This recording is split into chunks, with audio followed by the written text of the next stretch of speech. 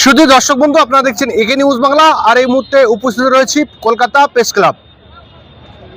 বছরের শুরুতে রাজনৈতিক দল ঘোষণা করেছেন তৃণমূল থেকে বহিষ্কৃত হুমায়ুন কবির, নাম দিয়েছে জনতা উন্নয়ন পার্টি অর্থাৎ JUP। আর আজকে পীরজাদা রুহুল আমিন সাহেব তিনিও তার রাজনৈতিক দল ঘোষণা করলেন জাতীয় উন্নয়ন পার্টি অর্থাৎ JUP। তাহলে সামনে কি JUL, তার ফুল ফর্ম হবে এটাই যে জনতা উল্টে ধলাই? আমরা এই প্রসঙ্গে কথা বলবো। আমাদের সঙ্গে রয়েছেন মানবাধিকার কর্মী হোসেন গাজী মহাশয়। দেখুন, এটা যারা যারা দলের প্রতিষ্ঠাতা এবং দলের যারা নেতৃত্ব আছে এটা তারা ঠিক বলতে পারবে। এটা তাদের গণতান্ত্রিক অধিকার আছে, তাদের নিজের একটা চিন্তাধারা আছে, তার মধ্যে দিয়ে তারা দল করেছে। নিশ্চিত তারা জনগণের স্বার্থে করবে। আমার যেটা আবেদন, আমি হোসেন গাজী একজন মানবাধিকার কর্মী হিসাবে, বাংলায় একটা কেন 100 দল তৈরি হোক, আপত্তি নেই। আপত্তি থাকবে একটাই জায়গায়, যদি তারা ঐক্যবদ্ধভাবে মানুষের স্বার্থে সঠিক মনোভাব নিয়ে কাজ না করে। কারণ আমরা চাইছি গোটা বাংলা জুড়ে যেভাবে বিজেপির সন্ত্রাস অত্যাচার নেমে এসেছে গোটা ভারতবর্ষে জুড়ে, যেভাবে বাংলায় তৃণমূল কংগ্রেসের নেতৃত্বে স্বৈরাচারিতা চলছে, দুর্নীতি চলছে, স্বজন পোষণ চলছে এবং সঙ্গে সঙ্গে হুমকি আর ধুমকি আর খুন আর মার্ডার, এগুলোকে মেনে নেওয়া যায় না। এ জায়গায় দাঁড়িয়ে যে যত দল আছে প্রত্যেকটা দলের রাজ্য নেতৃত্বের কাছে আমার আবেদন, আপনারা ঐক্যবদ্ধভাবে বিজেপি এবং তৃণমূলের বিরুদ্ধে ঐক্যবদ্ধভাবে মহাজোট করুন। আপনাদের উদ্দেশ্য বলতে চাই, 2008-এর শেষ প্রান্তে মমতা ব্যানার্জি একটি ফান্ড ঘোষণা করেছিল, যে ফান্ডের নাম প্রগতিশীল গণতান্ত্রিক ফান্ড, যার মধ্যে 18টা রাজনৈতিক দল এবং 19টা গণসংগঠন ছিল। আজ তৃণমূলের নেতারা হয়তো সেই সমস্ত কথা ভুলে গেছে। তারপরে কিন্তু 2009-এ পরিবর্তন ঘটেছে এবং তার মধ্যে 2011 তারা ক্ষমতায় এসেছে। সুতরাং বাংলায় যারা বাঙালিদের কথা ভাবছে, বাংলায় যারা মানুষের কথা ভাবছে, সেই রাজনৈতিক দলের সকল নেতৃত্বের কাছে আমাদের বিনীত আবেদন, আপনারা ঐক্যবদ্ধভাবে জোট করেন।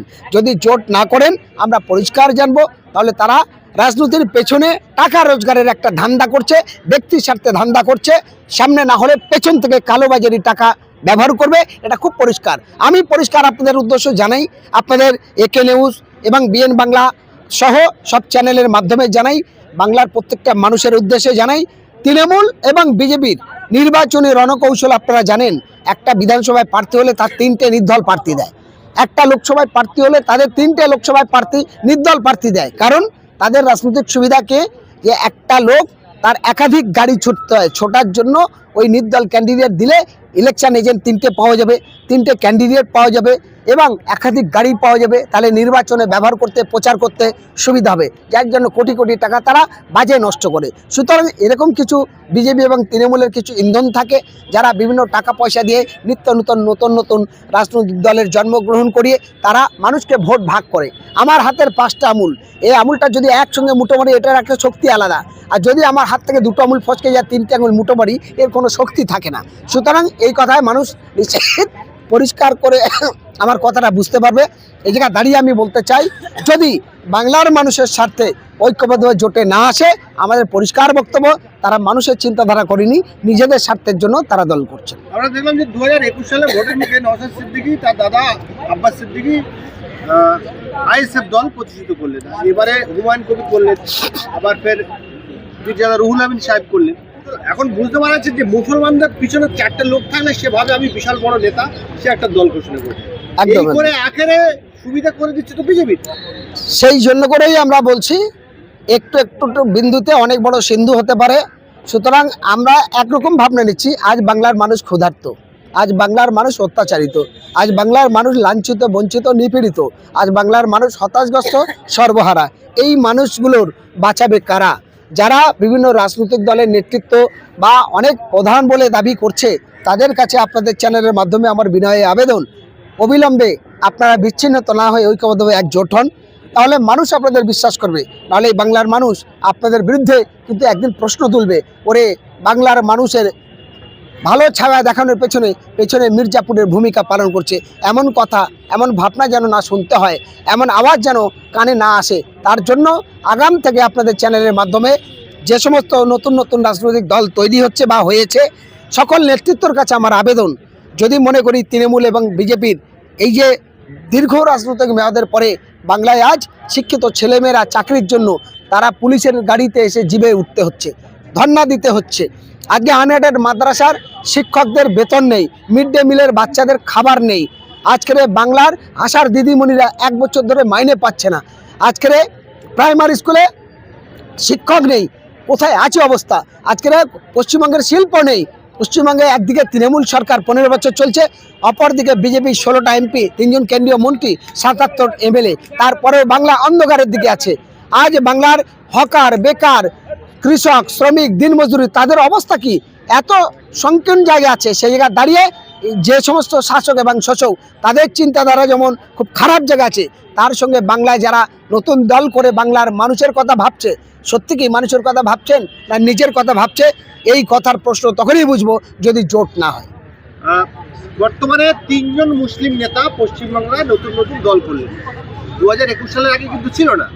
আব্বাস সিদ্দিকী, নওশাদ সিদ্দিকী, হুমায়ুন কবির আর পীরজাদা রুহুল আমিন সাহেব, এই 3 জনের মধ্যে কাকে বাংলার রাজনীতিতে গ্রহণযোগ্য বলে আপনি মনে করেন? দেখুন, রাজনৈতিক গ্রহণযোগ্য এটা বাংলার মানুষই ঠিক করবে এবং অলরেডিভাবে সেই সমীকরণ শুরু হয়ে গেছে। আর যদি অন্যদের কথা বলেন, হুমায়ুন কবির আগে থেকে রাজনীতি করেছিলেন এবং রুহুল আমিন সাহেবও আগে থেকে রাজনীতি করেছেন। যদি বলো কারণ তিনি ইন্ডিয়ান সেকুলার ফ্রন্ট যেদিনকে আব্বাস সিদ্দিকী, নওশাদ সিদ্দিকীর নেতৃত্বে কলকাতা প্রেস ক্লাবে দলের নাম ঘোষণা হবে তার আগে তারা একটা পোস্ট করেছিল।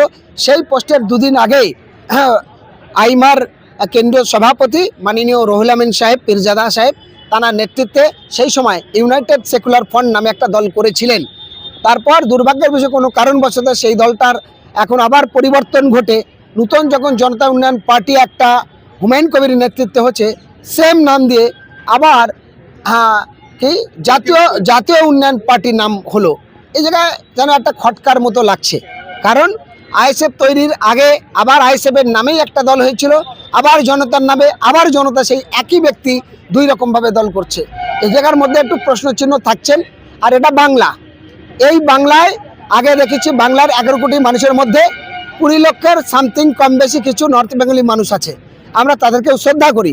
কিন্তু আমি আমার অভিজ্ঞতার মধ্যে দিয়ে যেটা দেখেছি, এর আগে আরজেডি পার্টির এমএলএ ছিল রাজ্য সভাপতি মোহাম্মদ সোহরাব সাহেব, সেই দলটা কিন্তু শেষ হয়ে গেছে। এর আগে সমাজবাদী পার্টি সর্বভারতীয় পার্টি ছিলেন, তাদের মুখ্যমন্ত্রী ছিল, অনেক এমপি এমএলএ সাংসদ ছিল, কিন্তু তার সভাপতি ছিল বিজয় উপাধ্যায়, দলটা শেষ হয়ে গেছে। আমরা জানি আপনার আরেকটি পার্টি ছিল আপনার সোশ্যালিস্ট পার্টি, তার কেন্দ্রীয় নেতৃত্ব ছিল নর্থ বেঙ্গলি, কিন্তু এই বাংলায় তাদের এমএলএ ছিল, মন্ত্রীও হয়েছিল বামপন্থী জোটে, পরে কিন্তু সেই দলটাও শেষ হয়ে গেছে। ফলে বাংলায় দল করতে গেলে বাংলার যে রাজনৈতিক দল হোক না, সেই দলের যদি রাজ্য প্রেসিডেন্ট, সম্পাদক, স্টেট কমিটি স্ট্রংলিভাবে বাঙালি না হয়, সেই দল সফলতা লাভ করবে বলে আমার ধারণা এটা হতে পারে না। কংগ্রেস কিন্তু তারা জোট করবে না বলেছে, সিপিএম বাকি আছে, তাহলে কি বলবে সামনে জোট? একদম আমি তো পরিষ্কার বলছি, যদি আমরা শুনেছি এখন নাকি তৃণমূলের সঙ্গে তারা যাবে, কারণ যদি তৃণমূলের সঙ্গে কংগ্রেস যায় তাহলে আমরা জানবো কালমে কুচ কালা হয়, তারা অর্থগতি ক্ষমতার কথা ভেবে যাচ্ছে, বাংলার মানুষের কথা ভেবে তারা জোটে যাচ্ছে না।